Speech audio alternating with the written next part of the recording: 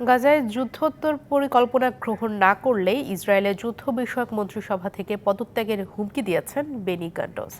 স্থানীয় সময় শনিবার কৌশলগত লক্ষ্য অর্জনের জন্য ৬ দফার পরিকল্পনা গ্রহণ করতে ৮ই জুন পর্যন্ত সময়সীমাও নির্ধারণ করে দেন তিনি। গত কয়েক মাস ধরেই বিষয়গুলো উত্থাপন করেও এর কোনো প্রতিক্রিয়া পাননি বলে অভিযোগ করেন বেন।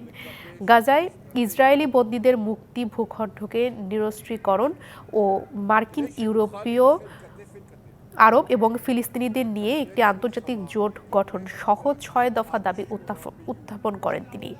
তবে গান্টজে উত্থাপিত ৬ দফা মেনে নেবেন না বলে জানিয়েছেন প্রধানমন্ত্রী বেনিয়ামিন নেতানিয়াহু। গান্টজের দাবি পূরণ করার অর্থ হলো যুদ্ধের ইতি টানা, যা ইসরায়েলের জন্য পরাজয় মেনে নেওয়ার সমান বলে জানান নেতানিয়াহু। নগদে ৫০০ টাকা বা তার বেশি পেমেন্টে পেতে পারেন ঢাকায় জমিসহ ২০ কোটি টাকার পুরস্কার।